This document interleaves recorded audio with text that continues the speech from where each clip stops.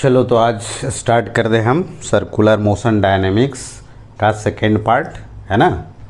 और आज पढ़ेंगे motion of car on banked road. क्या पढ़ेंगे आज? Motion of car on banked road. तो इसको लिख लो, हेडिंग करके लिख लो, मोशन ऑफ कार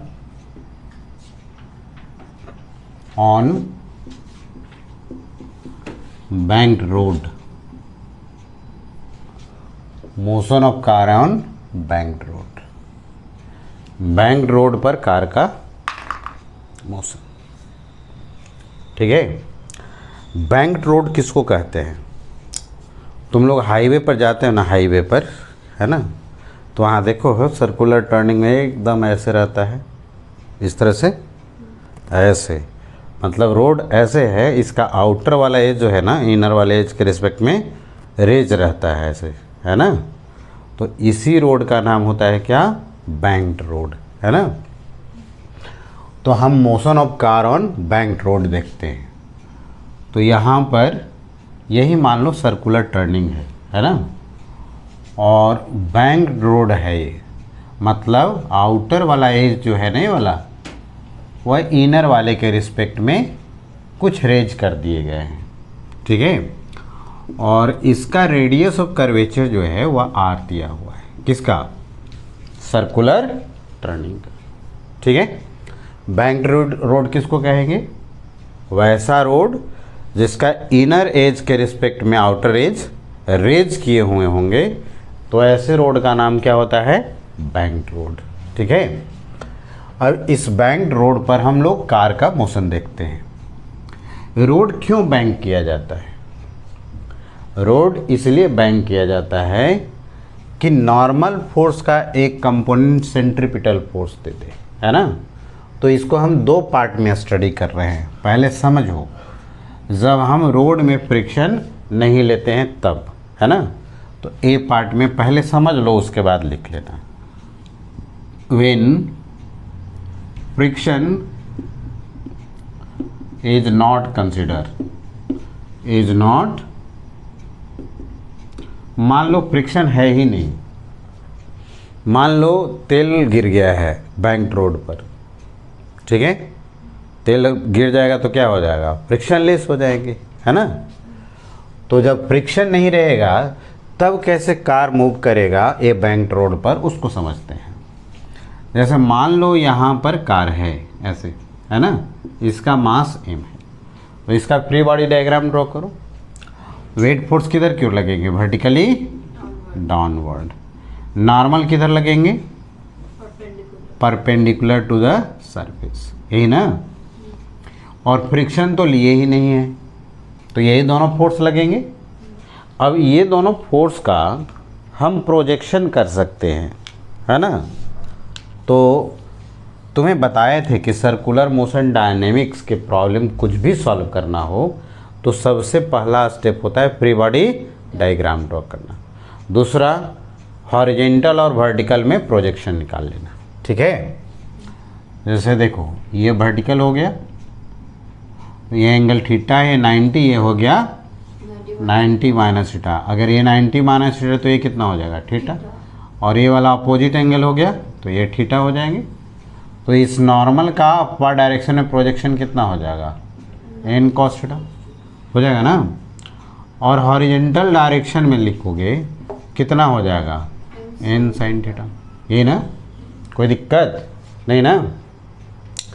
अब देखो यहाँ पर क्या बताए थे, सर्कुलर मोशन डायनेमिक्स के प्रॉब्लम जब भी सॉल्व करना होगा आपको तो प्रोजेक्शन कर लेना, अपवर्ड डायरेक्शन में फोर्स डाउनवर्ड से बैलेंस कर लेना, और सेंटर के तरफ जाएगा वह सेंट्रीपिटल फोर्स हो जाएगा। समझो, अब अगर ये फ्रिक्शन लेस भी है तो नॉर्मल का एक कंपोनेंट क्या दे दिया? सेंट्रीपिटल फोर्स, और इसके एक कंपोनेंट वेट को बैलेंस कर लिया। हम जानते हैं कि किसी भी ऑब्जेक्ट को सर्कुलर पाथ पर मूव करना होगा तो कौन सा फोर्स लगाने की ज़रूरत पड़ता है? Centripetal force. जब तक सेंट्रीपिटल फोर्स नहीं मिलेगा ये कार बैंक्ड रोड पर मूव ही नहीं करेगा, है ना। तो बैंक्ड इसीलिए बनाया गया कि जब ये फ्रिक्शन लेस भी हो जाए, है ना, मतलब फ्रिक्शन समाप्त भी हो जाए तो नॉर्मल का एक कंपोनेंट सेंटर की तरफ सेंट्रीपिटल फोर्स दे दे, और जैसे ही सेंट्रीपिटल फोर्स मिलता है कार बैंक्ड रोड को आराम से टर्न कर जाता है। आया समझ में? तो यहाँ से प्रोसेस हम लोग क्या करते हैं कि अपवर्ड डायरेक्शन में फोर्स डाउनवर्ड से बैलेंस कर लेते हैं। तो एन कॉस थीटा किसको बैलेंस कर रहा है? एम जी को। और सेंटर की तरफ कितना फोर्स है यहाँ पर बताओ? N sine theta. और सेंटर की तरफ नेट फोर्स का नाम क्या होता है? सेंट्रीपिटल फोर्स, है ना। तो यहाँ पर एन साइन थीटा लिखो और सेंट्रीपिटल फोर्स लिखेंगे कितने के बराबर? M V square by R. कोई दिक्कत नहीं ना। तो फ्रॉम सेकेंड डिवाइडेड फर्स्ट कर लेते हैं। इसमें इसको डिवाइड करो तो नॉर्मल क्या हो जाएगा? कैंसिल। क्या बच जाएगा? Sine theta by cos theta. लिख करके ऐसे दिखा देते हैं, N sine theta by N cos theta. और इधर बताओ कितना हो गया? M V square by R. और यहाँ पर कितना हो जाएगा? एम इंटू जी। कैंसिल हो गया, ए भी cancel. Sign theta by cos theta क्या हो जाता है? टाइन थीटा कितने के बराबर हो गया? भी स्क्वायर बाई आर जी। इसका मतलब यहाँ पर थीटा जो है ना, इसको एंगल ऑफ बैंकिंग कहते हैं। क्या कहते हैं इसको? एंगल ऑफ बैंकिंग कहते हैं। ठीक है। तो बैंक्ड रोड का एंगल ऑफ बैंकिंग निकालना होगा तो यहाँ से आप निकाल सकते हो। एक बात और देखो, मान लो अगर रोड का विड्थ दे दिया है ना, रोड का विड्थ दिया हुआ है और आउटर वाला एज इनर वाले एज के रिस्पेक्ट में कितना हाइट रेंज के दिए हैं? एज। तो ये बताओ हमको कि यहाँ tan थीटा, यहाँ डायग्राम से ट्रायंगल बन रहा है ना, तो tan थीटा कितना लिख लेंगे बताओ? h बाई tan थीटा क्या होता है? परपेंडिकुलर बाई, तो h बाई डी लिख देंगे ना। और यहाँ पर कितना हो जाएगा? भी स्क्वायर बाई आर जी। तो अगर वेलोसिटी पूछता है कि कितना वेलोसिटी रहेगा जिसके लिए बैंक्ड रोड पर कार सेफली टर्न कर जाए, तो आप इतना बता सकते हो, है ना। अगर फ्रिक्शन नहीं रहा तब इतना फोर्स से अगर यह कार बैंक्ड रोड पर मूव करेगा तो सेफली टर्न कर जाएगा। इसमें बताओ तो एच क्या है? Where H height of outer edge, यही ना, with respect to inner edge. ठीक है। आर क्या है इसमें? Radius of curvature. यहाँ पर स्मॉल आर है, स्मॉल आर दे दो, ये रेडियस ऑफ कर्वेचर हो जाएगा। Radius of curvature. ठीक है। और डी जो है रोड का विड्थ है, विड्थ ऑफ रोड। ठीक है, लिख लो यहाँ तक। नेक्स्ट देखो बी पार्ट। जब फ्रिक्शन कंसिडर करेंगे बैंक्ड रोड में, है ना, लिखो when friction is consider, when friction is consider. तो बैंक्ड रोड में अगर फ्रिक्शन कंसिडर कर लिया जाए तो यही तो बैंक्ड रोड था, है ना, और ये डी है और ये वाला एच तो था ही, है ना। इसका सेंटर सी कह दो और इसका रेडियस ऑफ कर्वेचर आर बोल देते हैं। ठीक है, रेडियस ऑफ कर्वेचर आर कह देते हैं। इस पर मान लो ब्लॉक है और ये मूव कर रहा है। ठीक है, ब्लॉक नहीं, कार मूव कर रहा है। तो इसमें वेलोसिटी ऑफ रेंज होगा जिसके लिए सेफली टर्न करेगा, वेलोसिटी ऑफ रेंज। क्योंकि देखते हो बैंक्ड रोड पर कार स्लोली भी चलता है तो आराम से टर्न कर जाता है, कोई कार एकदम हाई स्पीड से जाता है ना, कोई कार एकदम हाई स्पीड से रपेट करके जाता है। तो वो भी सेफली टर्न कर जाता है। इसका मतलब अगर फ्रिक्शन आ जाएगा तो जो नॉर्मल का एक कंपोनेंट दे रहा था ना सेंट्रीपिटल, अब फ्रिक्शन भी सेंट्रीपिटल प्रोवाइड कर देगा और तब एक रेंज ऑफ वेलोसिटी होगा जिस रेंज में अगर कार चलता है बैंक रोड पर तो सेफली टर्न कर जाएगा। आया समझ में? आ रही बात समझ में? तो चलो कोई एक वेलोसिटी निकाल लो, मिनिमम और मैक्सिमम रेंज ऑफ वेलोसिटी निकाल रख रहे हैं, है ना। तो इसमें हम कैलकुलेट करेंगे range of velocity, range of velocity of car, range of velocity of car, है ना।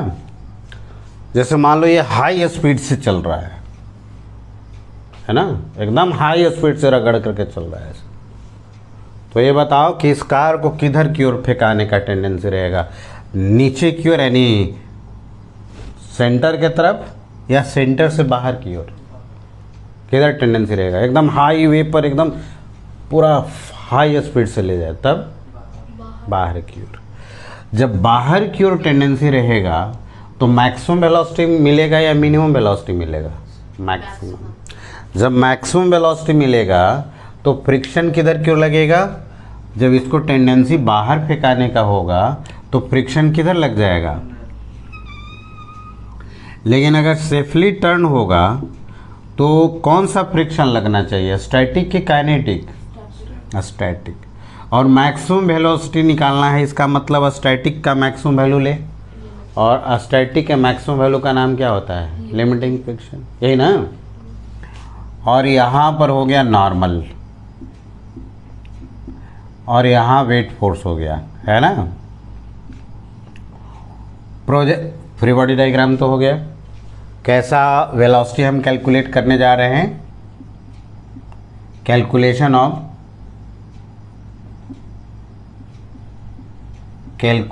ऑफ मैक्सिमम वेलोसिटी,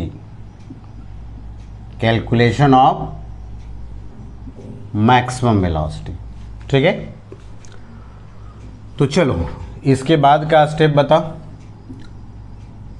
हॉरिजॉन्टल और वर्टिकल डायरेक्शन में प्रोजेक्शन कर लेना है ना। समझो इसको, ये थीटा है, ये 90 होगा, ये वाला एंगल कितना हो जाएगा? 90। अगर ये 90 माइनस थीटा हो गया तो ये कितना हो जाएगा? थीटा। अगर ये थीटा हो गया तो ये कितना हो जाएगा? थीटा। और अगर ये थीटा हो गया तो ये बताओ कितना होगा? 90 माइनस थीटा, यही ना। इसके बाद का स्टेप क्या तुम्हें समझाए हैं कि फ्री बॉडी डायग्राम ड्रॉ करने के बाद हॉरिजॉन्टल डायरेक्शन और वर्टिकल डायरेक्शन में क्या कर लेना है? प्रोजेक्शन। तो इसका अपवर्ड डायरेक्शन में प्रोजेक्शन करोगे कितना हो जाएगा? n cos theta. Horizontal direction में कितना हो जाएगा? n sin theta.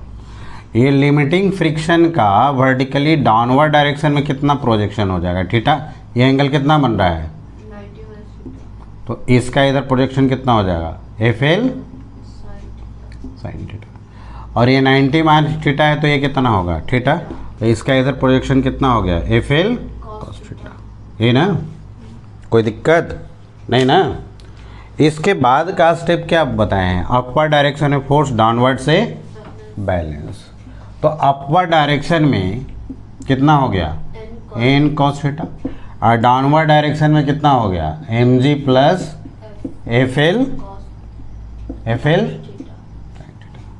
FL को कितना लिखते हो बताओ?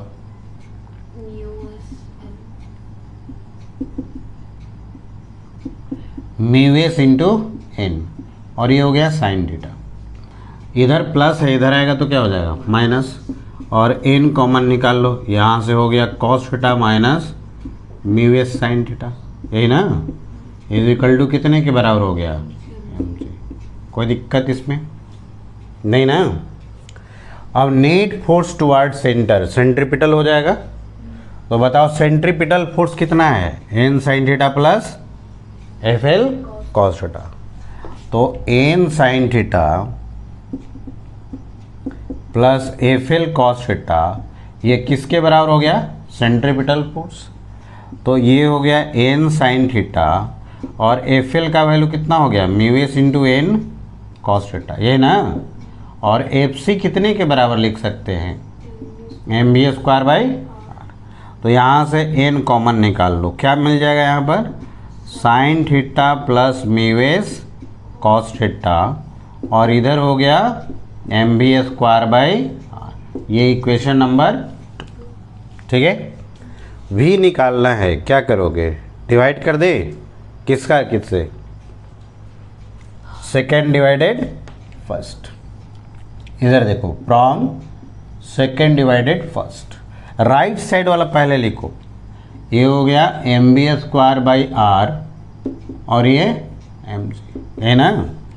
और इधर हो जाएगा एन, ब्रैकेट में बता दो, sine theta plus mu S cos theta by, इधर बताओ कितना हो गया, N cos theta minus mu S sine theta. Normal से नॉर्मल कैंसिल, एम से एम कैंसिल। तो बताओ यहाँ से बी स्क्वायर का वैल्यू कितना होगा, इधर इधर जाएगा तो मल्टीप्लाई हो जाएगा ना, G R sine theta plus mu S cos theta by cos theta minus mu S sine theta, यही ना। तो यहाँ से भी कितना हो जाएगा बताओ, under root G R sine theta plus mu S cos theta by cos theta minus mu S sine theta. दिखेगा ना, नहीं दिखेगा, इधर मिटा देते हैं, इधर लिख देते हैं कितना, कॉस थीटा, ये रूट के अंदर में है सब, cos theta minus mu S sine theta, ठीक है। तो मैक्सिमम वेलोसिटी यहाँ पर लिख देते हैं, देखो वी मैक्स कितने के बराबर हो गया बताओ, जी आर ऊपर में बताओ, sign theta plus mu S cos theta by cos theta minus, ये ना। अच्छा, इसको और भी हम लिख सकते हैं, भी मैक्स अगर लिखना होगा तो जी आर ऊपर नीचे कॉस से डिवाइड कर दो, ऊपर में कॉस से दोनों में, नीचे में भी कॉस से। तो ये साइन बाई कॉस क्या हो जाएगा, प्लस इसमें बताओ म्यू एस, यहाँ पर 1 minus mu S sine by cos कितना, तो ये मैक्सिमम वेलोसिटी हो गया है ना। इसी को देख करके मिनिमम वेलोसिटी बताओ तो, ये मैक्सिमम इसलिए है क्योंकि ऊपर में न्यूमरेटर में प्लस है, तो ये ज़्यादा होगा तो ये ज़्यादा होगा, डिनोमिनेटर में माइनस है तो अगर एक कम होगा तो ये ज़्यादा होगा। अगर हम इसको देख करके बताएं कि भी मिनिमम कितना लिखें, तो बताओ कितना लिखेंगे, G R tan theta minus mu S by 1 plus mu S tan theta, है ना। नाउ रेंज ऑफ वेलोसिटी बताओ कितना हो जाएगा, भी मिनिमम से लेकर के, ये फार्मूला के रूप में याद रखना है ना।